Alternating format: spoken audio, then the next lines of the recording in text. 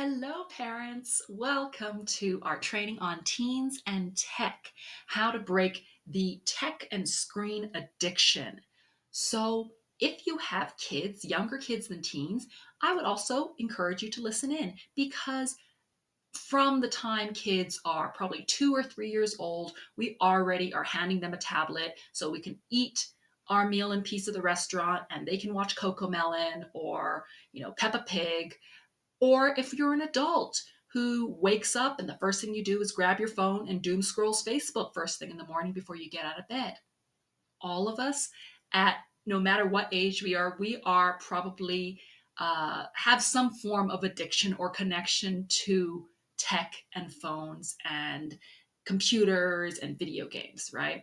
So, even if you may feel you don't have an addiction, I would still like you to listen in because you may learn something interesting today about what is going on in the brain when we see this type of behavior that looks like addiction to technology.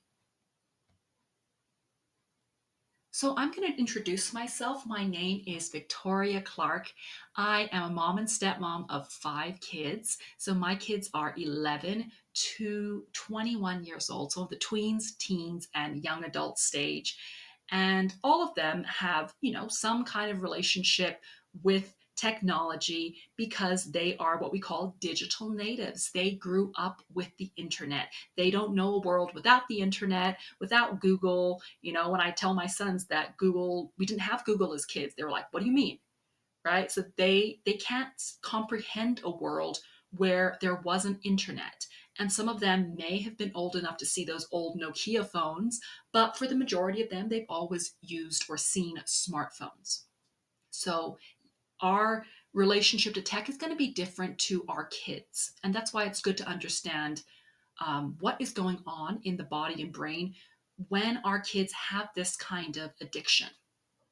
I am also the founder of Victor Kids Life Coaching and a family resilience coach. So, what I do is I work with kids, teens, and their parents on different components of resilience. What makes a resilient person? What makes resilient families? Especially in today's world, it's really important that we are able to bounce back from adversity and difficulty and challenges to become successful people and not let all these difficulties and challenges that we're seeing in the world today, we're not going to let them affect us and who we become as people, right? And so this looks like working on confidence, working on communication skills, working with parents to create closer connection with their kids so their kids feel supported and loved and safe, and they can grow into resilient adults. I have a confession to make that I was a big time teen gamer from the ages of 13 to 17. So, this is another reason why I can relate to kids who are addicted to computer games or phone usage, is that even though it was quite new to me, I wasn't a digital native. I had to learn to use computers, and probably shows in some of the work I do right now. My sons have to help me get on the internet or something like that because I'm not quite sure how these things work, and they just seem to have always known this stuff. But it still was enough to pull me in at the time that I was, in those tween years, and I wanted connection and I wanted friendship, which we're going to talk about later, some of these needs, that I would go on the weekends. During the week I was at school or I was studying. I was homeschooled, but I was still, working as a tutor part time. I would be teaching myself. I would be teaching my younger siblings. And then on the weekends, I would go as a teenager, sneak away and go to what we called an internet cafe or a net bar, which was basically 50 to 100 computers, an establishment, and you would pay by the hour and you could go in and use their computers, go onto the internet, play games, chat with friends. And this is what I would do when I was 13 to 17. Now, the thing is, my parents did not allow this. So, this is why I said I had to sneak away to do it. I shouldn't have been doing this. And it became an addiction of some sorts that every weekend I would be spending 6 to 8 hours in an internet cafe. It wasn't that expensive, but I was still spending my money that I was earning on gaming And the game that I used to play was Counter Strike. We used to call it CS, right? Counter Strike, which was a first person shooter game. And I would go and just spend hours in these internet cafes, connecting with other people and playing these games. And it was not at all similar to the kind of the more exciting games now. It was just literally, rounds of the terrorists and the counter terrorists, and they'd go up against each other, and you could buy different weapons, and this is what I would do literally for 6 hours every single weekend. And so it did become quite addictive to me, and I would continue to do this all the way up until I was 17 years old, when I moved out of my parents' house, and then I had to actually work for not for a living, but I had rent to pay and I had food bills to pay. So this is where I realized that, oh, I couldn't afford to spend so many hours on the weekend or my hard-earned cash on doing this. And so this is where I managed to break that habit simply because of life. But I could understand the state of mind that I was in while I was into this, because it became very addictive to me. So, one of the things I would like parents to understand is the effects of video games. Now, you may know that, okay, there's been a lot of studies done that show that, okay, just because kids play violent video games, it doesn't make them more violent. And there's been a lot of studies that have disproven that.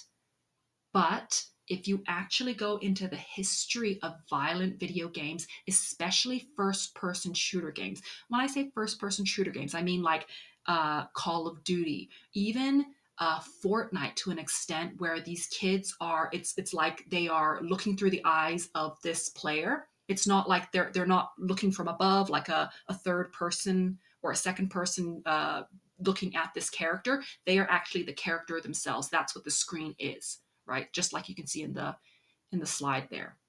First person shooter games or violent video games were actually designed by the army. They enlisted people to help create these programs and games to recruit and desensitize youth to violence.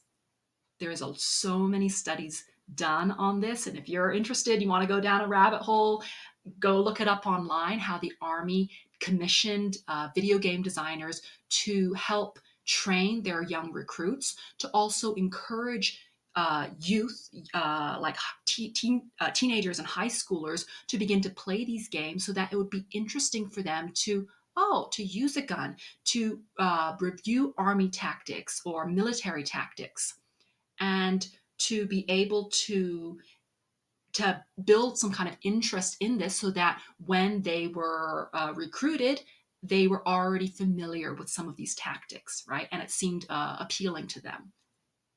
So there are studies that show that players of violent video games are more likely to endorse violence in real life, to see others as more hostile. So, what this means is that because they're in this heightened state of seeing enemies, right? There's good guys and bad guys in video games.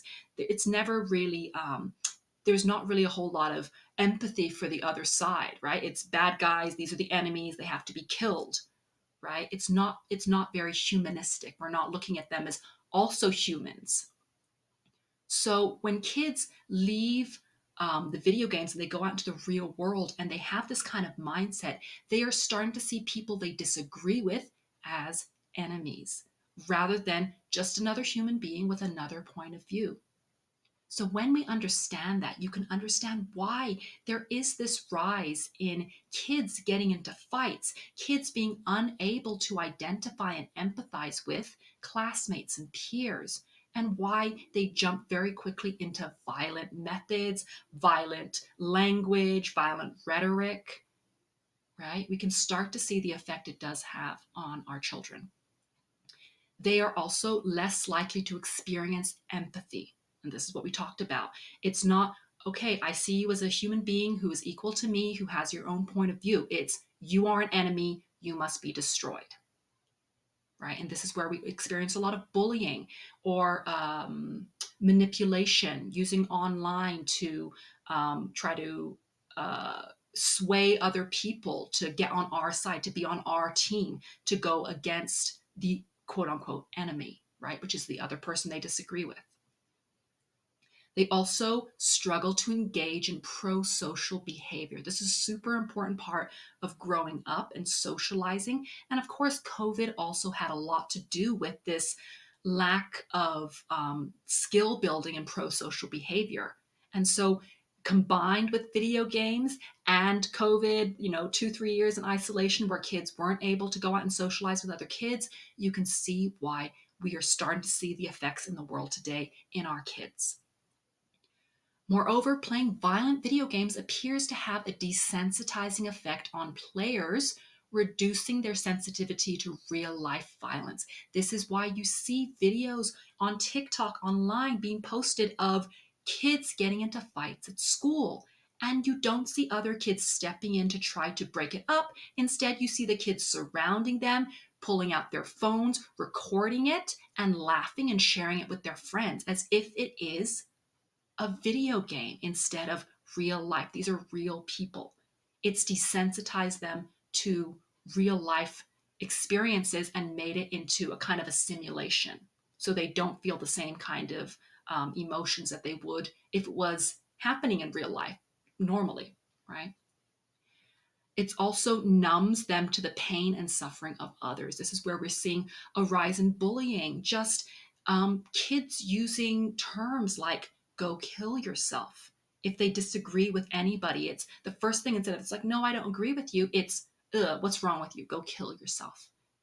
It's such heightened rhetoric and language that we are starting to see that there is no way our kids are getting away from this unscathed. It's definitely affecting them. And so, even if you don't believe the studies, or perhaps you say, well, some studies say this, but some studies say the opposite, I challenge you to actually look at the behavior of the children you're seeing nowadays, your own children, the children in school, what you're seeing online from other children, what they're posting on social media, the type of behavior you're seeing. And I challenge you to think if this is not because, or it's one of the effects of video games.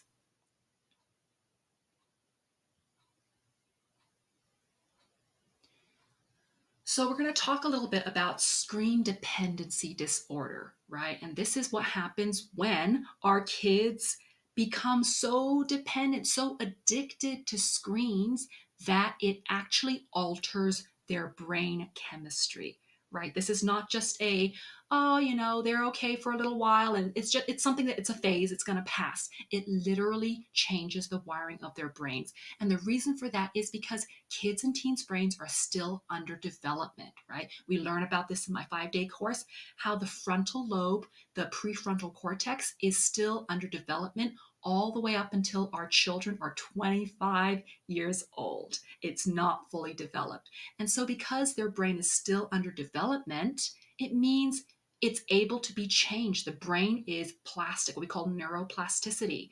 And so it affects their ability for different skills like executive function, right? And this looks like organization and planning, timekeeping, being able to follow instructions. That's executive function.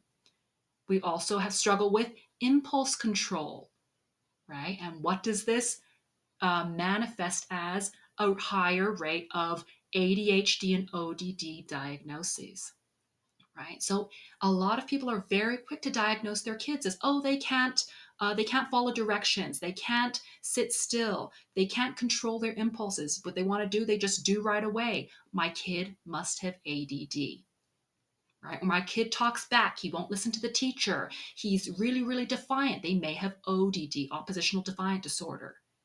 And oftentimes, when you look at the core root of this, their brains are actually changing. Why? Because they are dependent on screens. They are addicted to screens. Another thing they lack is empathy, which we talked about in the previous slide. Their ability to put themselves in the shoes of others and to understand that, hey, we're both humans. We have the same emotions. We have the same problems. I can understand you and you can understand me. And this can also feel like loneliness, right? If I can't relate to anybody else, nobody else can relate to me either. I'm all alone, right? And this is really sad because even though screens and phones and computer games gives us the ability to connect with anybody around the world, we have a much higher ability, more so than at any time in history, to connect with others. Yet the rate of loneliness is soaring. People saying they feel lonely, disconnected from others. Why is that?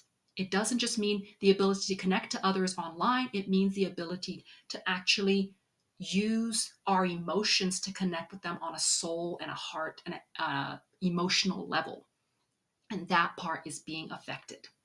So it is kind of a catch 22 that we are able to connect with others much easier through screens, but yet it's only connecting on a very shallow level. We're not actually connecting on a human level, a soul to soul level, right? Which is what really human beings are wired for. Our brains are wired for that connection. So you can see it is a big problem in the world today.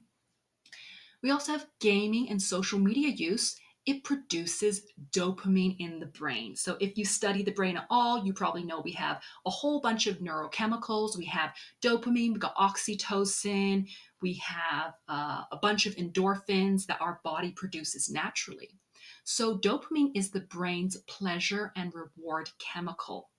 And it actually happens to be the same neurochemical that the brain produces during drug use. So you can see the connection there, why our kids develop these addictions and this dependency on screens, because it's actually very, very similar to an adult or a child being addicted to drugs. Now, you wouldn't give your kids heroin or cocaine or anything like that, right? But by handing them a phone at 2 years old, you can see how we are changing our child's the way their brain is able to develop, just the same way that if you handed your kid a pill or something, right? You wouldn't do that to a young child. So why are we doing that? Why are we handing our children a device that is going to create the same pattern in their brain as if we gave them drugs? And again, this isn't to demonize tech use or anything like that. I use tech, my kids use tech. It's simply to be aware of the dangers of this and actually how it is affecting our kids. Because when we know better, we do better, right? And I'm not one of those parents who is going to be like, no screens, completely screen free. I understand that that's not feasible for a lot of parents. And because it is a form of connection for our kids, that we don't want to take that away from them completely. Unless you plan to go live in an Amish community, then it's very, very difficult to not, for your kids not to be exposed to some kind of tech or screen use, right? That's just not feasible.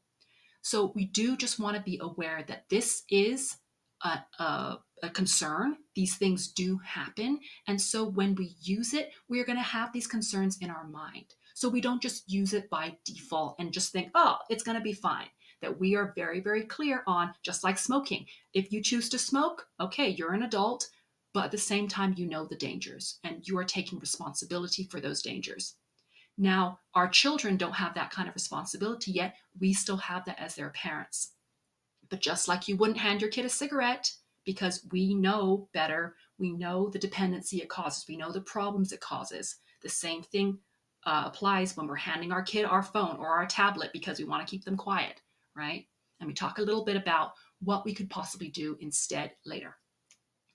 Finally, when kids play exciting or violent video games, their bodies are producing adrenaline, right? You watch some of these video games, they are amazingly realistic, right? And so, even if they're kind of cartoon based, like Fortnite, the idea of I've got an objective, there are bad guys, I have to get to this place, I have a mission I need to go on, I need to avoid the bad guys, I need to hide, I need to get more skills, I need to get more tools and what are the like different skins that you can buy, right? It's going to help me play better. They're very, very exciting game for kids. So when your body normally produces adrenaline, that's when you're in a fight or flight mode, right? If you think ancient times, a tiger jumps out of the bushes at you, your body needs to produce adrenaline to run away, right? To fight or flight. So how does our body burn off adrenaline? By movement. right? You're going to be running a lot of times when you're watching an exciting a movie, right? You start to feel a little bit wiggly. You want to move, right? Or um, for example, you get into a fight. You know, you come up against an enemy and you're getting into a fight. I'm thinking about typically when men went off to war, their bodies would produce a whole lot of adrenaline when they were in the middle of battle, and that kept them moving, that kept them safe, that kept them on edge, and they needed to be aware of like sights and sounds and danger.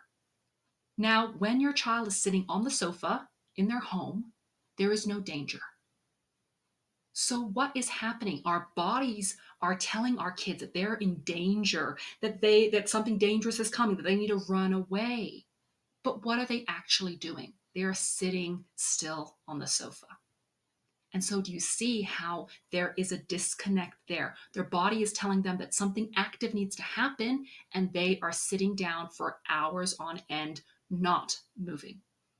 And so, what happens in the body is this causes something called frenetic energy, which is this very kind of anxious, fluttery feeling. And when your child doesn't understand what's happening to them, because they're not burning off this adrenaline by movement, they're sitting still, their body is filling up with this kind of energy, and it can often look like anxiety or aggression in children. And so when you turn off that screen, or you take the phone away, or you say, okay, it's time to come for dinner now, turn the video games off, and the dopamine goes away because you turn the screen off and they're no longer getting those hits of dopamine because of what they're watching, what is still left in their body? It's the adrenaline. And this is where you see they have this big tech tantrum, right? Something called a tech tantrum, or very similar to withdrawal symptoms when you take a drug away from a drug addict, right? The same thing is happening. That's literally what's happening in their brains. So you can see now how addictive this is, because it's causing all these things to fire in the brain, all these chemicals to run through the body. And it's the same thing that would happen if a drug addict would take drugs. And this is happening in our 3, 4, and 5 year olds, right? And our teens, they have probably 10 years of these habits, these brain patterns, and these um, neurochemical patterns that are happening in their body every day, right? When they get on their phones, when they play video games. So just something to be aware of. So again, I'm not one of those kind of coaches or parents that's going to say, block all of these, don't let your kid on any tech, because I know that that's not feasible. So what we want to do instead is we don't just look at the behavior. We want to actually look at the need under the behavior. We don't look at behavior. Behavior is merely the symptom. If you want to get to the root cause, we need to find out, what needs does tech use meet for my kids or my teens, right? Because this is going to help us realize, like, oh, it's not just all about getting the latest video game, or getting to the next level or whatever. It's not just about that. There's something deeper that is causing them to really need this phone use or this gaming use. So tech provides children with excitement, novelty, and pleasure. And that is what comes up when we have dopamine running through our body, right? It makes us feel excited. Video games, or it's a new area, or a new level has been unlocked, or there's a new skin you can get. Especially kids, they love anything new. This is what keeps them curious and what keeps them continuing to want to learn and explore, novelty and newness. And of course the pleasure they get from all the colors and sights and the new weapons they get, and the new friends they meet online. It gives them dopamine. It also gives them competence, the need for mastery, being good at something, right? And so when I talk to kids and I say, hey, we don't talk about dopamine too much. We talk about it a little bit, but when I ask them, why are these games so exciting for you? Why do you feel like you need to play for 7 hours in a row? Do you do anything else for 7 hours in a row? They're like, no. But for the game, I need to get to the next level. I need to get to the next level, right? I get on that level, and then the next level, I see they have even better tools. They have even better weapons there. So I need to get to that one, right? And video games are designed specifically for that. It's this never done kind of premise that, if you just play a little bit longer, if you just play a little bit longer, you're going to get something new. And so I can just get a little bit better, right? I can get a little bit better. And each time they get better, they get this feeling of competence. Like before, I wasn't able to do that. I played 3 hours and all of a sudden I'm able to. Wow, I'm good. And kids nowadays, they really are struggling with many, many of them, their confidence is so low because they simply don't feel good at things, right? So in a video game or on phones, when they're playing on their phones or chatting with their friends, oftentimes they get this need of competence met. I'm good at something. I'm learning something new that they don't get in other areas of their life. Another thing it gives them is belonging and friendships. And especially if you have a teenager or a teenager, this is going to be probably one of the most important things. It gives them the ability to make friends online. It gives them the ability to belong to a crowd. Hey, all my friends are talking about this new latest level they unlocked on Fortnite. I'm doing it too. Oh, look, now I have something to talk about with them, right? And we talk about how kids are struggling with social skills, and a lot of that is not knowing how to find common ground with other kids to start conversations. Gaming is a very easy common ground for a lot of kids to connect over, right? Or for girls maybe who aren't big gamers, maybe they talk about a latest TikTok video or the latest TikTok trend or the new makeup brand or some new Lululemon leggings that their latest idol just designed, right? It gives them something to connect over with other kids. And finally, why do we as adults use tech? Right? I'm talking about TV, I'm talking about Netflix as well, right? Relaxation and rest. We have a stressful life. Our lives are full of to-dos. And so being able to just zone out at the end of the day is incredibly relaxing and stress relieving for us, right? Our kids use it for the same thing. They often use computer games to help zone out of a stressful event at school, or maybe their brain is just like, I've been sitting down in class all day, I don't want to use my brain at all, I'm just going to scroll mindlessly through Facebook, or not Facebook, YouTube, watch YouTube videos, right? So they are getting the same thing, a way to zone out.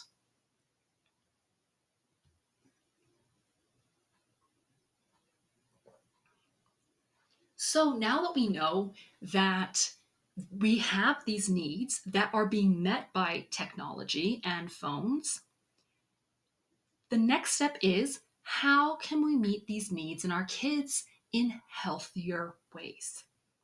Right? We don't just want to take away the tech, because the needs are still going to be there, and they're simply going to look for other ways to get these needs met, because we are humans and that is what we do. We can't, some of us are good at suppressing our needs, but they never go away completely. And we tend to meet our needs in the easiest way possible, right? In the least amount of effort for the most amount of reward. And tech gives us a lot of that, right?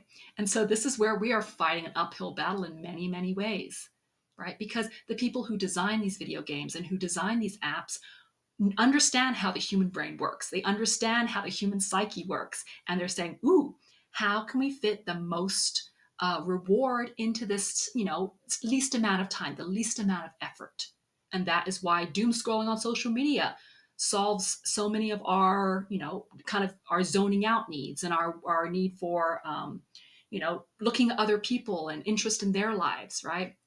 Being able to sit in front of a TV for 5 hours at a time, going through levels when you're sitting, you're not having to lift a finger barely, right? You're really look like you're doing a lot on screen will where your body's doing the least amount of effort, right? It's not uh, effort versus reward is highly, highly in favor of tech and computer and video game use. So, what we want to do is look for ways. I think we listed the need for excitement, we listed the need for competence or mastery, we listed the need for friendship and belonging, and also rest and relaxation. So, we want to look for activities and challenges that provide your kids with dopamine boosts like sports. Sports gives that same thing. Now, it's not as cost effective, effort versus reward, right? They have to put in a lot more effort for sports, right? But it's a lot healthier because our bodies are actually designed for that to put out a certain amount of effort and get some reward back. And that is where we start to rebalance this dopamine need in the body. That I'm going to put out a certain amount of effort. I'm going to put 50% effort and I'm going to get 50% reward back. Rather than I'm going to put out 5% effort and I get 100% of my dopamine needs met, because it creates this dependency on that. And this is where we are going to find some of these withdrawal symptoms because kids aren't used to putting in a lot of effort, right? They're used to getting a lot of reward back with very little effort. And so when we expect more effort from them, they're going to balk. They're going to be like, oh, seriously? I've got to put in this much effort for me to get in like a quarter of the amount of dopamine that I could have gotten just by sitting down on my phone, right? So this is where we are going to see some resistance from our kids. We also want to challenge them to do exciting things like learning a new skill. So this could be a sport, this could be a new dance, this could be a hobby, right? Playing board games with your family, anything that gets you laughing together, right? Anything where your kid can win. There's some healthy competition there. Dancing. So if you have girls, get them into dance class. It doesn't even have to be a expensive class. You can do a rec center program. Just get them out into the world. Cooking with your kids. If you're a cooker, this could be something that you do together. Maybe mom doesn't really know how to cook. All right, let's watch a video and try to follow along, right? And this is good for both parents and kids, and it also boosts your need for your need for connection, right? So two birds, one stone there. Being out in nature is another big way to meet that dopamine need. Getting out into the sunshine, moving your body, being social, having chats away from screens, right? Don't go out into nature with your phone. Be on your phone and walking and taking too many pictures, because um, that kind of I've totally gone blank there. That kind of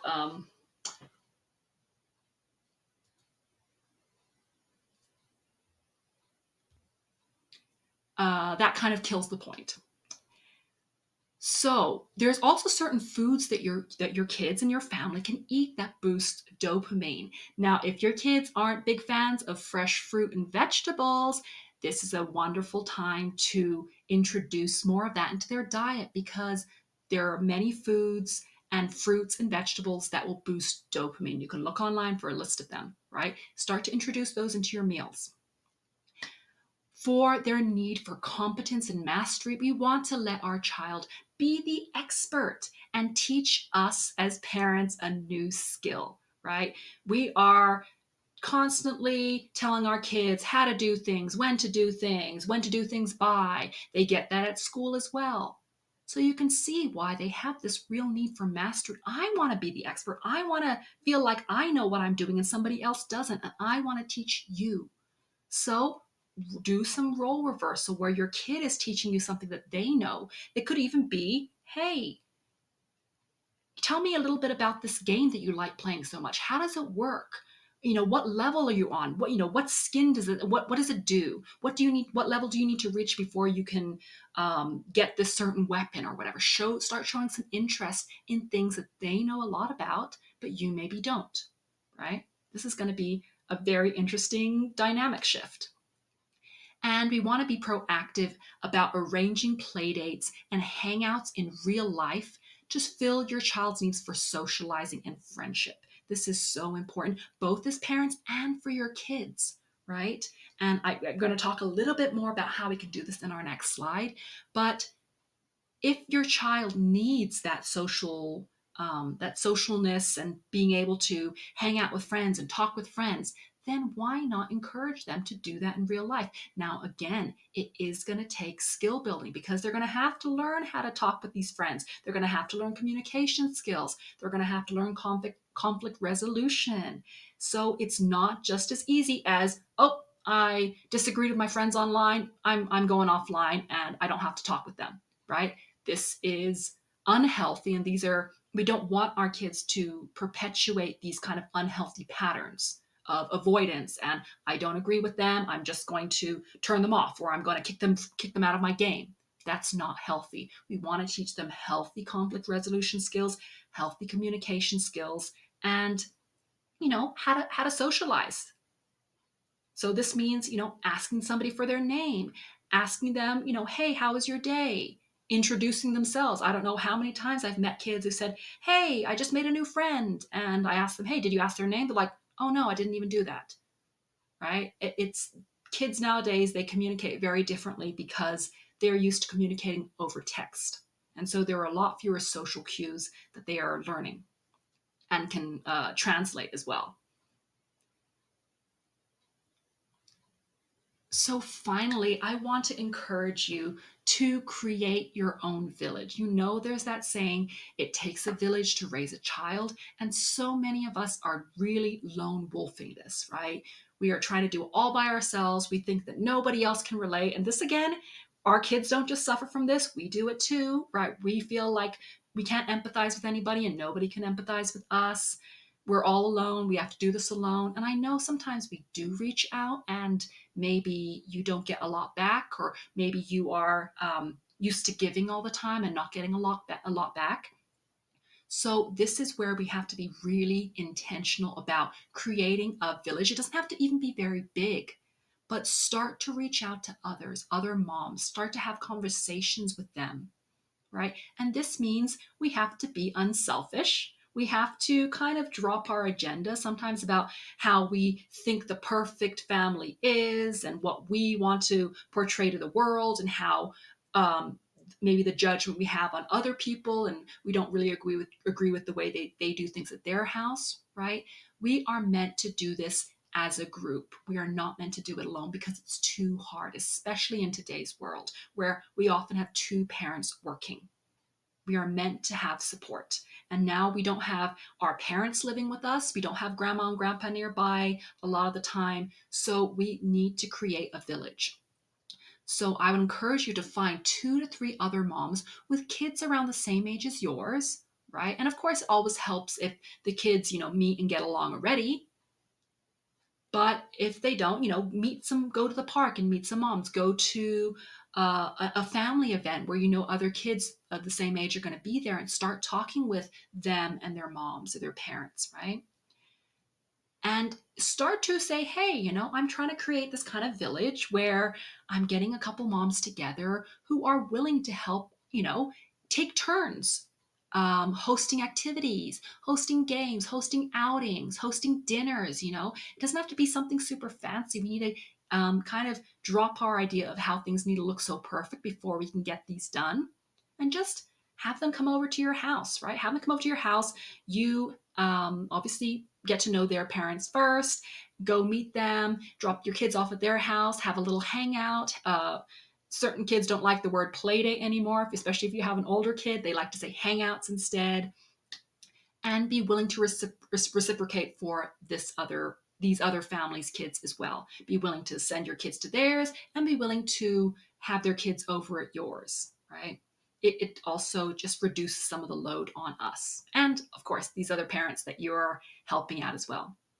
We also want to spend time getting to know the kids, right? So many parents, we have the kids over our house and we're, sitting on our phones the whole time. We're not even talking to these kids, right? Start to show an interest in their lives and their friends. Do things like bake cookies together or watch movies or play a silly board game, even if it's 10 minutes, right? Start to show an interest, because that is where we're starting to fill the kids' cups for socialization and competence and connection and excitement and novelty and talking about new topics and learning new skills together, right?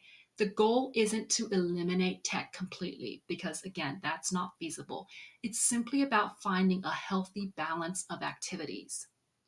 It's, making sure that I teach kids to have this rule of if I'm spending an hour indoors on screens and phones, then I'm going to have an hour outdoors screen free. Or if they're not a big outside fan, go be creative and do something without screens. Go build Lego, go read a book, go draw, go build something, right? It's all about creating balance. And so I hope that this training has been helpful to you. You may have learned something.